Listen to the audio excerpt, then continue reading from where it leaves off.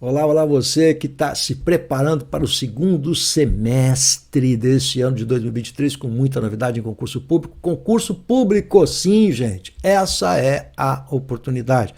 É a oportunidade de a gente colocar aquele crachá maravilhoso no peito e resolver todos os nossos problemas. Mas para chegar lá a gente tem de passar por uma elevação, por uma série de barreiras normal. É isso mesmo, é assim que funciona.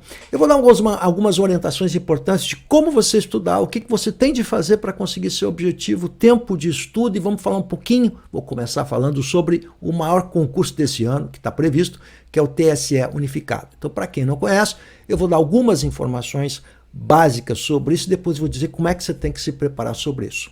Legal? Meu nome é Ricardo Russo, eu sou professor de língua portuguesa já há 3 décadas, há mais de 30 anos, dando aula em ensino médio, curso pré-vestibular, concurso público, na universidade.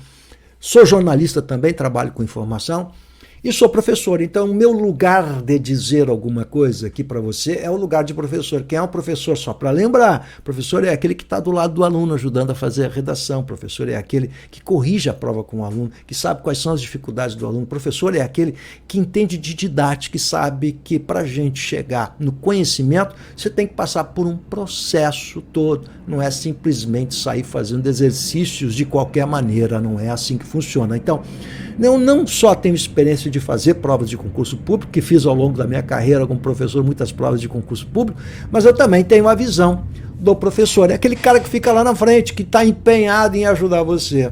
Esse é o trabalho do prof já há bastante tempo. Então, vamos lá. Vamos começar falando sobre alguns dados importantes, porque havia muita dúvida e há muita expectativa em relação a esse TSE, que é o Tribunal Superior Eleitoral, um concurso unificado que junta os tribunais regionais de praticamente quase todos os estados. Nós vamos ver quais são os estados que estão alinhados aqui e que está previsto para sair agora no segundo semestre. Vamos ver que novidades a gente tem,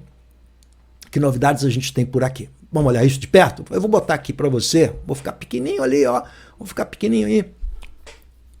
Vou mostrar para você as últimas informações que nós temos aqui. As últimas informações eu vou buscar no site da Folha Dirigida.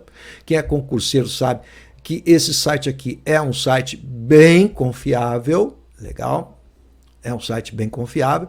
Então vamos dar uma olhadinha aqui e vamos ver como é que a coisa está funcionando ali. Olha só, essa informação é de recente, começo de maio agora, né? Há um grupo de trabalho em formação.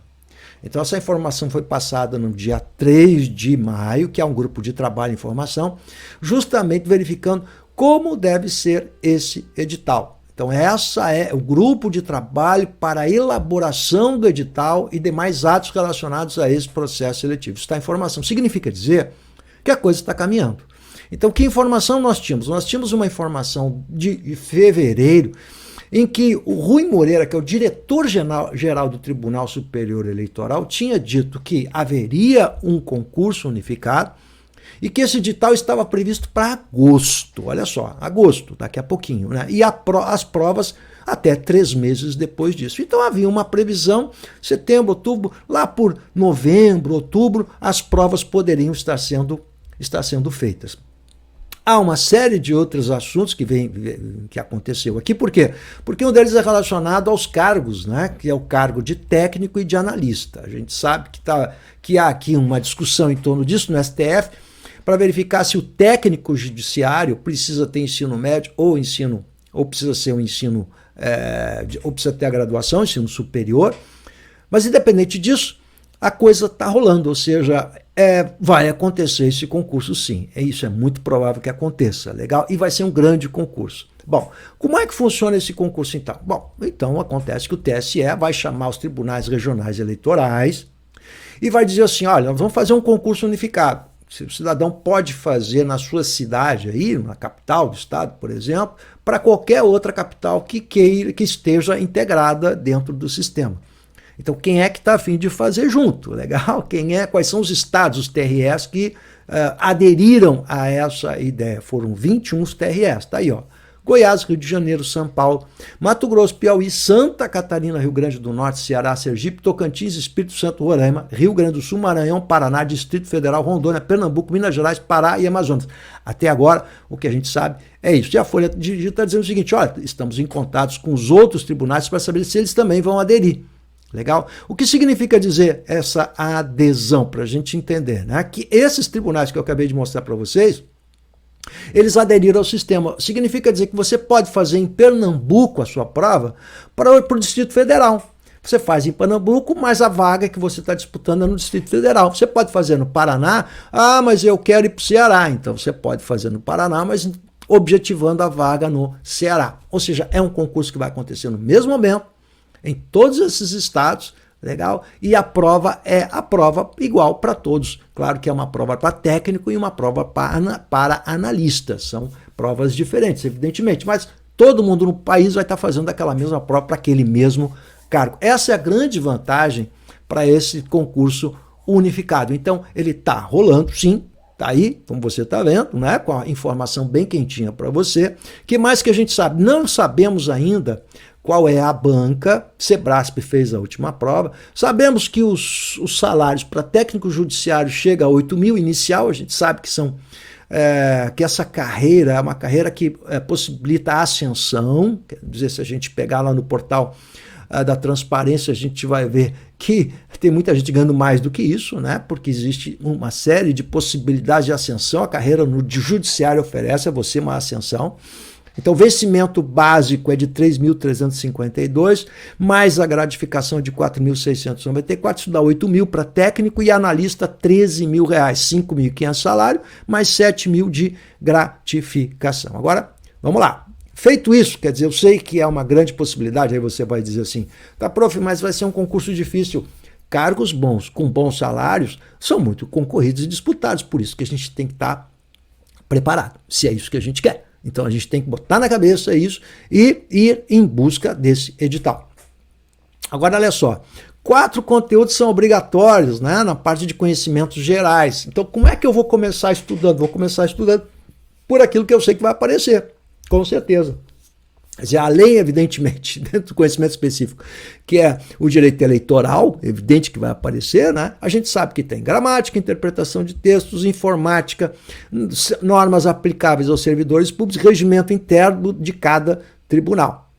Legal? Bem entendido isso? Então, vamos fazer esse recorte e vamos pegar a questão da língua portuguesa que entra. Gramática, interpretação, semântica, né? Tudo que a gente pode entender como prova de língua portuguesa. Vamos pegar esse caso aqui e vamos falar um pouquinho sobre isso. Deixa eu voltar para a tela aqui que eu preciso conversar com você sobre isso. Então, em primeiro lugar, gente, olha só.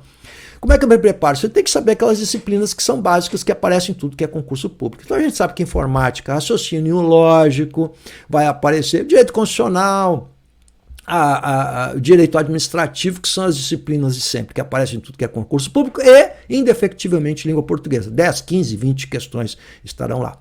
Então, como eu tenho que preparar? Minha preparação começa por esses conhecimentos básicos, ou seja, eu não preciso esperar o edital. Vamos fazer um acordo? Ó, sai o edital, você tem 2, 3 meses para a prova, e você em 2, 3 meses não vai estudar língua portuguesa. Você em 2, 3 meses não vai estudar informática, você em 2, 3 meses não vai estudar toda a parte do direito. Então, é preciso que esse conhecimento básico, que é isso que a gente sabe que vai aparecer, é preciso que isso já esteja na conta. Segundo lugar, eu não preciso ver o edital para saber quais são os conteúdos que caem de língua portuguesa, porque você tem que saber tudo, inapelavelmente. Há um outro agregado extremamente importante, eu quero que você preste muita atenção agora no que eu vou falar. Legal? É o seguinte, olha só, o que a gente tem na prova de língua portuguesa? Você vai estudar, por exemplo, legislação. Você está estudando lá, lei número tal, né? Ou então, mesmo nos tribunais agora aqui, você viu o que aparece aqui? Deixa eu voltar ali, ó. Deixa eu mostrar aqui para você. Olha o que aparece aqui dentro dessas... O regimento interno. Gente, o regimento interno é uma série de regulamentos e regramentos. Tem começo, meio e fim. Tem onde começa e onde termina. Quando a gente vai estudar legislação, você vai estudar o artigo tal da lei tal, mas tem começo, meio e fim. Ou seja, toda a parte de legislação, ela está dentro de uma caixinha ali. Aí eu vou começar a lembrar uma das coisas que os alunos gostam muito de falar, né? Que é eu fechei o conteúdo. Isso é uma expressão muito comum, né? Você pode fechar o conteúdo de legislação? Claro, por quê? Porque começa com o artigo, o primeiro vai até o último artigo. Você fecha aquilo. Como é que aquilo vai cair na prova? Não tem muito o que inventar. Eles vão fazer. Você vai ter que decorar aquilo, eles vão tentar justamente trocar algumas palavras, é assim que funciona a legislação, mas é aquilo que está ali na lei e não tem invenção, não tem o que fazer a não ser isso, né? A mesma coisa é o regulamento interno de um tribunal. Você tem lá o regulamento e vai estudar o regulamento, está naquela caixinha que tem começo, meio e fim. Língua portuguesa não tem como fechar conteúdo, é isso que a gente tem que entender. Por quê? Porque a língua portuguesa tem muita coisa subjetiva. Por exemplo, a questão da compreensão de textos, a interpretação de textos é subjetiva, depende do texto, depende do autor do texto, depende da pergunta que foi feita. A parte de semântica, que é muito comum também, não confundir isso com interpretação, os alunos acham. É muito comum também para você que não conhece a área, achar que tudo que não é gramática é interpretação de texto. Só que a interpretação, tudo é interpretação. Isso não é verdade. Você tem semântica que não tem nada a ver com interpretação. Interpretação é outra coisa. Então, são caixinhas diferentes, legal? Isso é um conteúdo aberto. Você não... Primeiro que é um conteúdo imenso a língua portuguesa, né? Muito diferente de informática, diferente de raciocínio lógico, que é um conteúdo que você tem como fechar. Língua portuguesa você não tem como fechar, porque é um conteúdo imenso. Quanto mais a gente estuda, mais a gente aprende. E o conteúdo de língua portuguesa é extremamente subjetivo, depende da abordagem, da prova, da característica da prova, do que está na cabeça daqueles caras que elaboraram a prova. Tem muita subjetividade. Por quê? Porque trabalha com a língua. A língua é um processo subjetivo, não é matemática. Não é juntar 2 mais 2, é diferente. Legal? Eu posso, por exemplo, abrir o conteúdo para você e dizer, olha, caem as conjunções. Ora, mas conjunções, a maneira que eu posso cobrar conjunção de vocês é muito ampla. Eu posso cobrar conjunção de diversas formas, de diversas maneiras, né? Posso cobrar vocês pela lógica, posso cobrar pela semântica, pelo significado das conjunções, posso nem falar que aquilo é uma conjunção, e muita gente vai fazer uma questão sem saber que aquilo é gramática, vai imaginar que aquilo é interpretação de textos. Então tem que saber estudar português. E, portanto, não adianta você querer deixar para depois. Você precisa fazer um curso que antecipe tudo isso. Não adianta, outra coisa importante que eu vou falar para você, não adianta você querer fazer simulados. O aluno entra e sai fazendo simulado, porque existe uma indústria dos simulados, especialmente nesses grandes players do mercado, que são essas grandes empresas aí, que são verdadeiros big techs, né, na área de como não é mais o cursinho. Antigamente a gente falava o cursinho, né? Não tem mais cursinho, curso para concurso, né? Hoje são grandes empresas aí, enfim, com vários interesses, elas vão entupir vocês com questões, simulando coisas que vocês não viram. Olha, eu só posso simular aquilo que eu vi. Então, se a gente está estudando, por exemplo, morfologia, se a gente está estudando sintaxe, vamos simular isso que a gente já viu. Não, o simulado são questões pegadas de prova, nem são elaboradas exclusivamente para você, são questões pegadas que se pegam de prova, e vão colocar aquele que mistura um monte de conteúdo, não simula absolutamente nada. Então vamos de novo, vou fazer uma pergunta bem objetiva. Você sabe o que é uma preposição? Você sabe o que é uma conjunção? Você sabe diferenciar um adjetivo de um advérbio? Você sabe como é que se flexionam os substantivos? Responde rápido para mim. Olha no meu olhinho, responde rápido. Você não sabe direito, está custando para responder?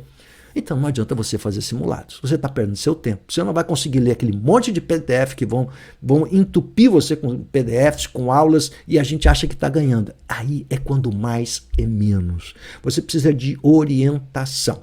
O meu curso de língua portuguesa tem exatamente essa ideia. E esse é o grande diferencial, é um método de qualidade. Gente, o que é método de qualidade? É algo que se preocupa com a didática e não vomitar conteúdo.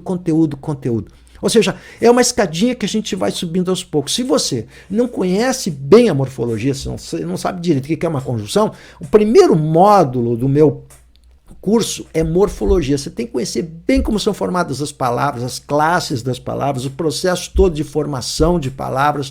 Depois que você entender exatamente o que é uma preposição, conjunção e cada um desses elementos, as 10 funções morfológicas, a gente vai fazer fixação disso. Exatamente, exercício de fixação, que é o que não tem nos sistemões aí. Vamos fixar isso. É assim, gente, é sala de aula normal, como se a gente estivesse no coleginho. Não tem milagre, não tem tecnologia que substitua isso. Você tem que ver O que é uma pré-prova? Vamos fixar isso aqui, vamos fazer um exercíciozinho para ver se você entendeu. Ah, entendemos. Tá, vamos passar para o próximo passo. Aí vem o intermediário, que é a sintaxe. Aí a gente vai aprender o que é objeto direto, indireto, a diferença do adjunto para o complemento. A gente vai entender e visualizar muito bem a sintaxe da oração, que é ponto fundamental. Aí sim, passamos da etapa inicial, que é a básica, para o intermediário, a gente vai então para a etapa avançada, e aí eu tenho módulos que vão tratar de FGV, vão tratar disso, daquilo, módulos de interpretação, de semântica, ou seja, eu abranjo todas as provas para você. Mas isso é feito por um professor que vai estar caminhando junto com você e reconstruindo, porque não é um curso pronto. À medida que a todo momento, em função da demanda e das necessidades, a gente vai ajustando as aulas para a sua necessidade. Você vai ter contato direto com o professor para ir construindo junto com o professor essa modalidade. Eu vou deixar na descrição do vídeo o endereço da Hotmart, o linkzinho para você entrar, e também vou deixar o meu WhatsApp para você tirar dúvidas. Se você quer aprender mesmo, a começar a estudar, aprender língua portuguesa para qualquer concurso que virá aí, você tem que fazer com alguém que entende do riscado, que é aquele professor que já está há bastante tempo ensinando, cuja função essencial é a sala de aula. A função essencial é o canetão na mão e o quadro lá atrás. Essa é a vida do prof. Tamo junto? Se você curtiu, dá um joinha aí, vai, passa pro amigo e vamos lá, vamos estudar juntos.